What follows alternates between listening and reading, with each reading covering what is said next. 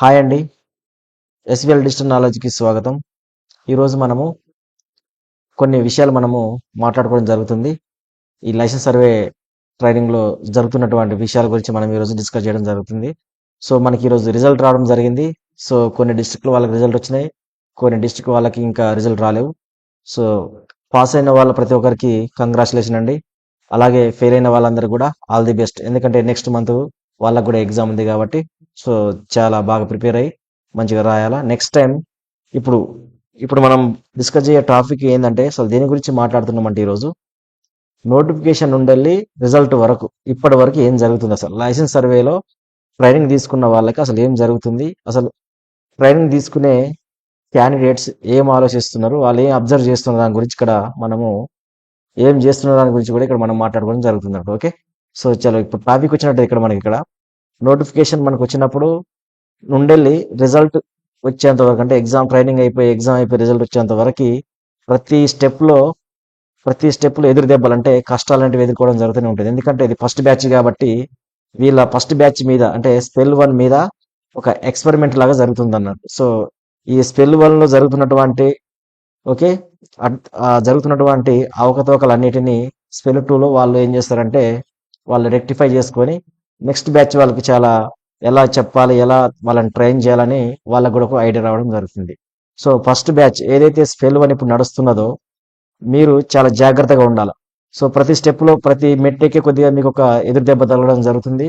వాటిని మీరు problems face చేసుకుంటూ మీకు వచ్చే సమస్యల్ని మీరు పరిష్కరించుకుంటూ మీరు ముందుకు వెళ్ళిపోతూ ఉండాలి. సో ఇక్కడ నేను ఏం చెప్పదలుచుకున్నానంటే మీకు వచ్చే సమస్యలను మీరు ఖచ్చితంగా మీరు బయటికి వెళ్ళి చెప్పగలిగితేనే మీకు ఆ సమస్యకి మాత్రం పరిష్కారం జరుగుతుంది. లేదంటే మాత్రం మీరు ఎక్కడున్నారో ఇంకా అక్కడి నుంచి కిందికి వెళ్ళిపోవడం జరుగుతుంది అన్నట్టు. ఓకే, సో చలో ఇక్కడ నోటిఫికేషన్ వచ్చిందంటే ఫస్ట్ నోటిఫికేషన్ వచ్చినప్పుడు ఏమో మనకి ఇక్కడ ఏం జరిగిందంటే అసలు అప్లికేషన్ ఎక్కడ చేయాలో తెలియదు. ఓకే, ఒక ఆన్లైన్ అప్లికేషన్ చేసుకోవడానికి నెట్లో ఎటువంటి ప్రొవైడ్ చేయాలి. ఒక మీసాకి వెళ్ళి అక్కడ అడిగితే వాళ్ళకి కూడా కొంతమంది తెలియదు. సో అలాగో చాలా మంది మీషో దగ్గరికి వెళ్ళేసి అప్లికేషన్ చేసుకున్నారు, అయిపోయింది. నెక్స్ట్ ట్రైనింగ్ వచ్చేసరికి ఇక్కడ ఏం జరిగిందంటే ఇక్కడ చాలా మందికి ఆ ట్రైనింగ్ లో టీచింగ్ ఫ్యాకల్టీ చాలా తక్కువగా ఉండేసి సరైన వాళ్ళు కూడా దొరకపోవడం వల్ల చాలా మంది క్లాసులు కూడా అర్థం కాకుండా జరిగింది. నెక్స్ట్ అదే విధంగా ఎక్విప్మెంట్స్ కూడా సరిగా లేవు. ఏది డీజీపీఎస్ కానీ మిగతా ఏవైతే ఉన్నాయో మనకి ఈ సర్వేలో వాడుతున్నటువంటి మిషనరీ ఏదైతే ఉందో వాళ్ళకి సరైన టీచింగ్ చేయడం కూడా సరిగ్గా జరగలేదు. ఏదో జరిగిందా అంటే ఓన్లీ పాతకాలంలో ఏవైతే జరిగినాయో ఏంటిది చైన్ క్రాస్ టాప్ ఇవి ఉన్నాయి కదా, వీటితోనే మాత్రం వాళ్ళకి ట్రైనింగ్ ఇవ్వడం జరిగింది ప్రాక్టికల్ గా. ఇప్పుడున్నటువంటి టెక్నాలజీకి ఇప్పుడున్నటువంటి వాడుతున్నటువంటి కొత్త పద్ధతులు తగ్గట్టుగా వాళ్ళకి ట్రైనింగ్ ఇచ్చిన అక్కడ అటువంటి ట్రైనింగ్ ఎటువంటిది అంత పర్ఫెక్ట్ జరిగింది అనేసి నేనైతే అనుకోవట్లేదు. నెక్స్ట్ ఈ ఎగ్జామ్ అయితే ఒక ప్లాటింగ్ ఎగ్జామ్ పేపర్ చూసుకున్నట్టు అది దాని ఎగ్జామ్ అనరు, దాన్ని ఏమంటారు అంటే కంటి పరీక్ష అంటారు అన్నట్టు. అంటే కళ్ళు అగుపడుతున్నాయా లేదా అనే దాని గురించి మాత్రమే వీళ్ళు ఎగ్జామ్ పెట్టిందేమో అని మాక్సిమం నాకైతే అర్థమైంది. ఆ ఎగ్జామ్ పేపర్ చూడగానే మాత్రం అలాగే అనిపించింది. సో చాలా మంది చాలా ఇబ్బంది పడ్డారు. సో ఆ ఎగ్జామ్ జరిగినటువంటి అవకతవకలన్నిటిని వాళ్ళు ఏం చేశారంటే ఆ విషయాలన్నింటిని వాళ్ళు ఒక పాయింట్అవుట్ చేసేసుకొని కలెక్టర్ ఆఫీసుల చుట్టూ తిరిగేసి వినతి పత్రాలు ఇవ్వడం జరిగింది. సో వాళ్ళ సమస్యను ఏదో ఒక విధంగా బయటికి చెప్పాలని ట్రై చేశారు. సో దానికి చాలా అందరు అప్రిషియేట్ చేయాలి. సో నెక్స్ట్ ఏంటంటే ఇక్కడ ఏం జరిగిందంటే ఎగ్జామ్స్ అయిపోయిన తర్వాత నెక్స్ట్ ఈ రిజల్ట్ లో కూడా వాళ్ళకి ఏం జరిగిందంటే పేపర్లలో కూడా ఇవాల్యుయేషన్ లో కూడా చాలా అంటే అన్యాయం జరిగిందని చెప్పాలి. అంటే చదువుకున్న వాళ్ళకి ఎగ్జామ్ బాగా రాసినా కానీ వాళ్ళు అంటే పేపర్ ఎట్లా ఇవాల్యుయేషన్ చేశారో తెలియదు కానీ సో మాక్సిమం అయితే మాత్రం ఇక్కడ కూడా ఒకరు అంటే వాళ్ళ చేసే విధానంలో ఫాల్ట్ ఉందా లేకపోతే ఏమైందో తెలియదు కానీ సో ఎగ్జామ్స్ లో కూడా అంటే రిజల్ట్స్ లో కూడా కొద్దిగా పట్టి రావడం జరిగింది అన్నట్టు. నెక్స్ట్ ఇక్కడ చూస్తున్న ఇక్కడ ఏం జరిగిందండి, ఇక్కడ ఎవరైతే నేను చాలా మందికి ఫోన్ చేసి కనుక్కున్నాను, ఎవరైతే పాస్ అవుతాను అనుకున్నారో ఫెయిల్ అయ్యారు. ఓకే, ఎవరైతే ఫెయిల్ అవుతారని ఒక డైలామాలో ఉన్నారో వాళ్ళు బార్డర్ మార్క్తో కానీ పాస్ అయినారు. ఓకే, అదే విధంగా కొంతమంది ఎవరైతే సబ్జెక్ట్ ఒక ఫలానా సబ్జెక్ట్ పోతుంది అనేసి ఒక థియోరీ పోతుందా లేకుంటే ప్లాటింగ్ పోతుందా లేకపోతే ఇంకేదైనా సబ్జెక్ట్ అంటే ఈ మామూలుగా చాలా మంది ఎవరైతే ప్లాటింగ్ సబ్జెక్ట్ పోతుంది అనుకున్నారో దాని ప్లేస్ లో థియోరీ సబ్జెక్ట్ పోవడము, థియోరీ పోద్ది అనుకున్న దాని ప్లేస్లలో ప్రాక్టికల్ పోవడము ఇలా జరిగింది అన్నట్టు. సో ఇటువంటి జరిగినాయి. సో ఇటువంటి ఎందుకు జరిగినాయి అంటే ఫస్ట్ అక్కడ మనకి ఇవాల్యుయేషన్ చేసే దగ్గర ఉన్నటువంటి అక్కడ ఎవరైతే చేస్తున్నారో పేపర్ కరెక్షన్ చేసే వాళ్ళ మైండ్ సెట్ మీద ఆధారపడవచ్చు, లేదంటే వాళ్ళకి సరిగా అర్థం కాకపోవచ్చు. సో డిఫరెంట్ ప్రాబ్లమ్స్ ఉండొచ్చు. సో ఏదేమైనా కానీ లాస్ట్కి వచ్చేసరికి మాత్రం సో స్టూడెంట్స్ మాత్రం అంటే ఎవరైతే ఎగ్జామ్ బాగా రాయలేరో వాళ్ళకి ఏం ప్రాబ్లం కాదు, ఎందుకంటే వాళ్ళకి తెలుసు ఎగ్జామ్ ఎలా రాశారు, మాకు ఎంత మార్కులు వస్తాయి అన్నది వాళ్ళకి తెలుస్తుంది. ఎవరైతే ఎగ్జామ్ బాగా రాసి మినిమం ఒక పాస్ అయితే అంటే మినిమం ఒక 80 to 90 మార్క్స్ వస్తాయి అనుకునే టోలు అటువంటి వాళ్ళు కూడా ఫెయిల్ కావడం జరిగింది. సో మీకోసం మీరు ఏం చేయాలంటే నెక్స్ట్ అటువంటి వాళ్ళు అటువంటి వాళ్ళందరూ కలిసేసి రివల్యూషన్ అంటే రీఇవాల్యూషన్ చేస్తే అంటే మళ్ళీ ఒకవేళ మళ్ళీ పేపర్ కరెక్షన్ చేపిస్తే మాక్సిమం 50% అంటే 50% మంది చాలా మంది పాస్ అయ్యే ఛాన్సెస్ ఉంటుంది అన్నట్టు. ఓకే, ఇప్పటి వరకు వచ్చినటువంటి రిజల్ట్లు అన్ని డిస్ట్రిక్ట్లో చూసుకున్నట్టయితే ఇప్పటి వరకు వచ్చినటువంటి ఆ డిస్ట్రిక్ట్లను చూసుకున్నట్టయితే 30% మాత్రమే మాక్సిమం పాస్ అయిన అన్నట్టు. సో ఒకవేళ రీఇవాల్యుయేషన్ చేసేస్తే అప్పుడు ఒక 30 నుండి వెళ్ళి ఒక 20% మాత్రం పాస్ అయ్యే ఛాన్సెస్ ఉన్నాయి. ఎందుకంటే మాక్సిమం పేపర్ అనేది కొద్దిగా రాయడం జరిగింది చాలా మంది. సో అటువంటి వాళ్ళకు కూడా చాలా అన్యాయం జరిగింది.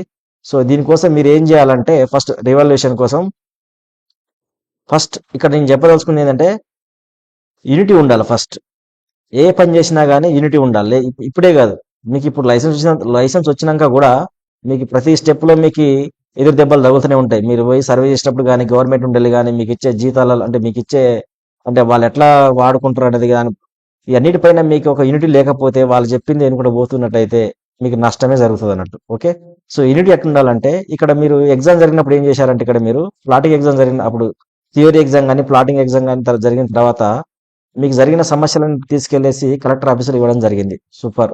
సో ఎవరైతే ప్లాటింగ్ లో బార్డర్ మార్క్ తోని పాస్ అయినలో 60, 61, 62 సో వాళ్ళందరూ ఏం చేయాలంటే ఎవరైతే ఇక్కడ మనకి ఆ కలెక్టర్ ఆఫీస్ చుట్టూ తిరిగి వాళ్ళకి వినతి పత్రాలు ఇచ్చిందో వాళ్ళందరికీ థ్యాంక్స్ చెప్పాలి. ఎందుకంటే ఆ రోజు అలా ఇవ్వబట్టి చాలా మందికి ఎగ్జామ్ పేపర్ అంటే పై అధికారులకు కూడా వాళ్ళకి ఏం తెలిసిందంటే ఓకే ఎగ్జామ్ పేపర్ అనేది ప్లాటింగ్ లో చాలా అవకతవకలు ఉన్నాయి, మనం వాళ్ళ రేంజ్ కి తగ్గట్టు ఇవ్వలేదు అన్న ఆలోచన వచ్చేసింది వాళ్ళకు కూడా. సో ఆ విధంగా కూడా కొద్దిగా పేపర్ ఇద్దే టైంలో వాళ్ళ మనసులో పెట్టుకుని ఉంటారు. సో అటువంటి వాళ్ళు బార్డర్ లైన్ లో ఉన్న వాళ్ళందరూ ఏం చేయాలంటే ఖచ్చితంగా ఖచ్చితంగా థ్యాంక్ యూ చెప్పాలన్నట్టు. ఓకే, నెక్స్ట్ ఇప్పుడు నేను ఇక్కడ ఏం చెప్పదలుచుకున్నా అంటే రివల్యూషన్ అంటే ఇప్పుడు మీరు నెక్స్ట్ స్టెప్ ఏంటంటే ఇప్పుడు పేపర్ కరెక్షన్ మీది ఎవరిదైనా అంటే ఎవరైతే బాగా రాశామనుకుంటున్నారో వాళ్ళు పేపర్ ని మళ్ళీ ఒకసారి కరెక్షన్ చేసుకోవాలనుకుంటే ఒకసారి అప్పుడు ఏం చేయాలి మీరు దానికి పేపర్ ఉంటుందా రివల్యూషన్ ఉంటుందా ఉండదా ఎవరికి తెలియదు. సో ఫస్ట్ మీలో యూనిటీగా ఎట్లా ఉంటది ప్రతి 30 అంటే ఇప్పుడు ఉన్నటువంటి తెలంగాణ ఉన్నటువంటి 33 డిస్ట్రిక్ట్లలో ఓకే ఎట్ ఏ టైం ఒకటే రోజు సో అన్ని కలెక్టర్ ఆఫీసులు మొన్న ఎలా అయితే చేశారో సేమ్ అలాగే ఓకే అలాగే ఒకటే రోజు మాత్రమే ఆ టైము డేట్ ఫిక్స్ చేసుకొని తెలంగాణ ఉన్నటువంటి 33 డిస్ట్రిక్ట్లలో మీరు కనుక వెళ్ళి మీ యొక్క ప్రాబ్లమ్స్ చెప్తే అప్పుడు ఏమైతే అప్పుడు తెలంగాణ మొత్తం టామ్ అవుతుంది. సెక్షన్ ఏంది తెలంగాణలో మరట్వాడ పద్ధతిలో మనకి సెక్షన్ 78 ప్రకారం ఏదైనా సర్వే చేయాలని టామ్ ఊరంతా టామ్ ఎట్లా అవుతుందో అదే విధంగా మీ యొక్క సమస్యని ఎట్ ఏ టైం మీరు 33 డిస్ట్రిక్ట్లలో మీరు ఒకటే రోజు ఒకటే టైంలో మీరు కనుక రిప్రజెంట్ చేయగలిగితే మీకు పైనటువంటి కలెక్టర్ కానీ అధికారి కానీ ముఖ్యమంత్రి దాకా మీ యొక్క ప్రాబ్లం అనేది తెలియడం జరుగుతుంది. అదే విధంగా ప్రతి న్యూస్ ఛానల్లో ప్రతి న్యూస్ ఛానల్తో పాటు న్యూస్ పేపర్లో కూడా మీ యొక్క సమస్యని వాళ్ళు పరిష్కరించడం జరుగుతుంది. అది అంతేగాని ఎవరికి గుర్తుకొచ్చినప్పుడు వాళ్ళు వెళ్ళాకపోయి అలా తీసుకొని పోయి కలెక్టర్ ఆఫీసుల చుట్టూ తిరుగుకుంటా ఎవరు గుర్తుకొచ్చినట్టు వాళ్ళు ఇచ్చుకుంటూ పోతే మాత్రం అది మీ ఫ్రెండ్ పక్క ఉన్నటువంటి ఫ్రెండ్ కూడా తెలియదు, మీరు ఎప్పుడు వచ్చినా కూడా తెలియదు అన్నట్టు. సో జాగ్రత్తగా సో మంచి ప్లాన్ చేసుకొని ఎట్ ఏ టైం చెప్పిన కదా ఈ విధంగా చేస్తే మాత్రం మీ సమస్యలు అనేటివి పై అధికారులకు కూడా తెలుస్తాయి. అప్పుడు వాళ్ళ పై అధికారులు ఏం చేస్తారంటే యాక్షన్ తీసుకునే అధికారం కూడా యాక్షన్ తీసుకునే అధికారం కూడా ఉంటుంది అన్నట్టు. సో ఆ విధంగా అన్నట్టు. ఓకే, సో ఇలా చేయడం వల్ల ఏంటంటే నెక్స్ట్ ఏదన్నా మీకు ఏదైనా యాక్షన్ చేయాలన్నా అంటే మీకు ఏదైనా ప్లాన్ చేయాలన్నా కానీ చాలా పర్ఫెక్ట్ గా యాక్యురసీగా చేసే ఛాన్సెస్ ఉంటుంది అన్నట్టు. సో నేను చెప్పింది అర్థమైంది అనుకుంటాను. సో ఈ విధంగా కనుక మీరు మీలో యూనిటీ ఉంటే మీకు జరిగే ప్రతి ఒక ఎదురు దెబ్బని మీరు అందరు యూనిటీగా ఉన్నట్టయితే మాత్రం అది మీకు పెద్ద ఇబ్బంది ఉండదు. సో దీన్ని మీరు ఈజీగా సాల్వ్ చేసుకోగలుగుతారు అన్నట్టు. ఓకే, థ్యాంక్ యూ అండి. మరిన్ని వీడియోస్ కోసం మన ఛానల్ సబ్స్క్రైబ్ చేయండి, షేర్ చేయండి, లైక్ చేయండి.